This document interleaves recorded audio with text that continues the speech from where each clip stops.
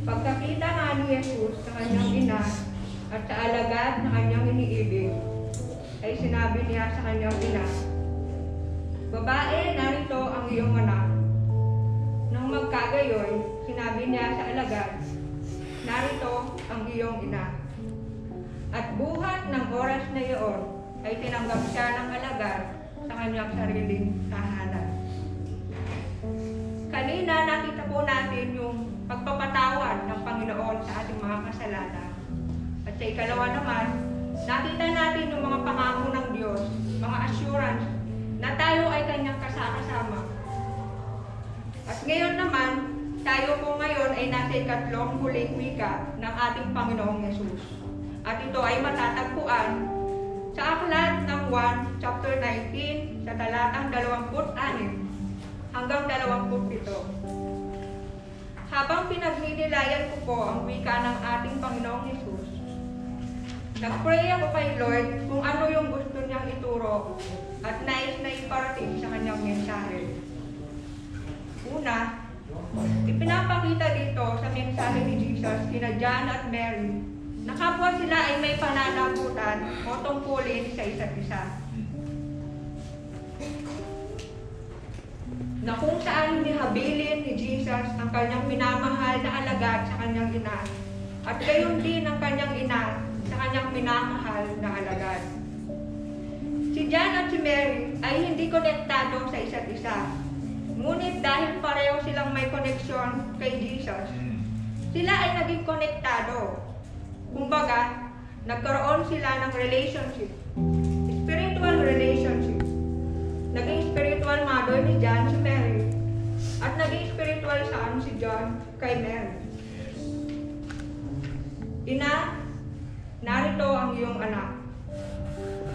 Bilang isang ina o magulang, tungkulin niya sa kanyang anak na pangalagaan niya ito, i-provide yung pagmamahal o iparamdam sa anak na may gagabay sa kanyang paglaki. Gayon din sa ating mga spiritual family. Tayo na nandito ngayon, may mga spiritual mother, spiritual father. Tayo dito na magtuturo, gagabay, magsasaway, at mga ngalaga sa atin hanggang sa tayo ay lumago, tayo ay makahayo at makaya nating kumayo sa sariling atin. Ito rin ay nagpapahayag na tayo ay may pananagutan sa ating kapwa. Bilang isang pamilya sa Panginoon, tungkulin natin na mahalin ang ating kapwa gaya ng ating sarili. Amen. Kung totoong may pagmamahal ka sa sarili mo, mamahalin mo din ang pamilya mo sa Panginoon o ang iyong kapwa gaya ng iyong sarili. Ito ay pangalawa sa pinakadakilang commandments ng ating Panginoon. Sabi nga niya, love your neighbor as you love yourself. Amen. Tayong lahat ay may pananagutan sa isa't isa. Anak, narito ang iyong ina. Ito ay ang mga katagang nagpapahayag ng pagmamahal ni Jesus sa kanyang ina. Bilang isang anak, batid ni Jesus yung mararamdaman ng kanyang inang si Maria at that very moment. Alam niya kung gaano kasakit yung mawalan ng anak. Kaya nung time na yun, naramdaman din siguro ni Jesus na mahal siya ng kanyang ina. Dahil nandun siya at sinamahan siya sa kanyang huling sandali. Umiiyak, naghihinagpis, dahil nakikita kanyang panganay na anak na pinapahirapan, ipinako sa krus ng Kalbaryo. Ngunit wala siyang magawa dahil ito ang kalooban ng Diyos upang magkaroon ng katubusan ng sanlibutan mula sa kasalanan. Kung kaya't inihabilin niya ang kanyang ina sa kanyang minamahal na alagad. Parang sinasabi ni Jesus kay John dito na mahalin at alagaan mo ang aking ina na parang iyong tunay na anak. Pagmamahal sa ating ina o mga magulang, yan po ang kalawang mensahe ng ating Panginoon. Bilang mga anak, tayo rin ay may tungkulin sa ating mga magulang. Una, tungkulin natin mga anak na sumunod sa mga utos ng ating mga magulang, lalong-lalo na kung ito ay mga kabuti para sa atin. Tungkulin natin na tayo ay sumunod ng may kagalakan at buong pusong pagsunod. Ikalawa, tungkulin ng mga anak ang igalang respeto ang ating mga magulang.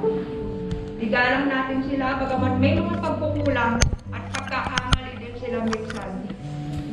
Matutunan natin nawa na tanggapin at magkaroon ng bukas na pusong handang magpatawad sa kanilang mga pagkukulang o pagkakamali. Dahil walang perpektong magulang at wala rin perpektong anak. Ikatlo, tungkulin ng anak na pakinggan ang mga sinasabing pagsasaway at pagtuturo ng magulang. At ang ikaapat, tungkulin ng anak na kalingain ng magulang sa kanilang pagtanda bilang pagpapakita ng ating pagpapasalamat at pag-appreciate at tulungan din natin kung tayo ay may kakayahan, lalo na kung hindi na sila makakilos at makapaghanap buhay. Kailangan din nila tayo bilang patunay na kailangan tayo ng ating mga magulang, ang ating pagmamahal, ating pong pakinggan ang liham ng mga magulang sa kanilang mga anak sa pamamagitan ng pakikinig sa pagbasa ng ating kapatid na si Sister Bibi Ranggoy. Praise the Lord. Hallelujah. Pakinggan po natin ito. Alam ko ang karamihan, nabasa na nila to. Pero ito ay para sa mga anak na may mga magulang pa. At para rin sa mga may asawa na meron pang mother and father-in-law at meron ding stepmom and stepdad.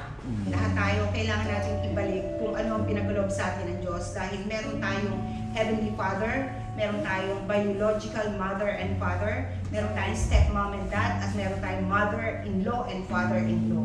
Lahat yan, meron tayong pagkakautangan ng loob. Meron tayong dapat ibalik sa kanila. At yun ay pagmamahal at respeto. Pag hindi natin ginawa yun, hindi tayo pagkakalooban ng biyaya ng Panginoon. Kaya pakinggan po natin ito, simpleng sulat ni nanay at tatay. Sa aming pagtanda, unawain at pagpasensyahan mo sana kami, anak. Kung makatapon kami ng sabaw sa pagkainan, o kaya makabasag ng pinggan, huwag mo naman sana kaming kagagalitan. Dala na yon ng kalabuan ng mata at ng namamanhid naming mga daliri. Pinagalitan ka man sa mga baso't pinggan na iyong nabasag noong bata ka pa. Iyon ay dahil ayaw ka naming masugatan. Kung ang mga sinasabi mo'y di maintindihan at marinig, huwag mo naman sana kaming sabihan ng bingig. Humihina na talaga ang aming pandinig. Pakiulit lang ng malakas-lakas, nang di naman kailangang sigawan, upang tayo ay magkaunawaan. Kung mabagal na kaming maglakad at di na makasabay sa mabilis mong paglakad, pakiantay sana at alalayan. Mahihina na ang aming mga tuhod, alalay na tulad sana nung musmus ka pa at nag-aaral ka pa lang maglakad. Tuwang-tuwa na kanaming pinagmamasdan. Kung minsan makulit at paulit-ulit ang aming sinabi na parang sirang plaka, huwag mo sana kaming pagtawanan o kainisan. Ganyan ka rin kakulit nung bata ka pa at nag-iiyak pa. Kapag nagpapabili ka ng kung ano-ano, ay hindi kami tinitigilan hanggang ang gusto mo'y katamaran namin na maligo at nag-aamoy lupa na. Huwag mo sanang pandirihan at piliting maligo. Mahina na kasi ang aming katawan pag nalalamigan. Natatandaan mo ba nung bata ka pa? At kahit anong tungis mo, ay masayang-masaya ka namin hinahalikan. At matyagang hinahabol-habol sa ilalim ng kama upang paliguan. Kung palagi kaming masungit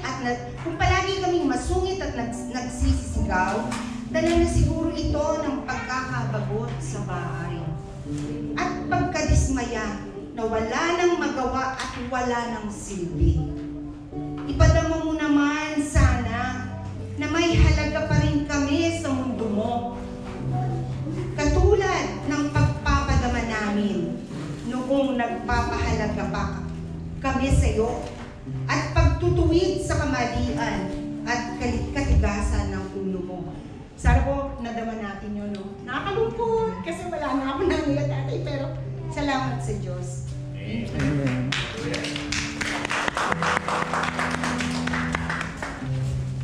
Ito po ay isang habon sa ating mga anak na mahalin at igalang ang ating mga magulang.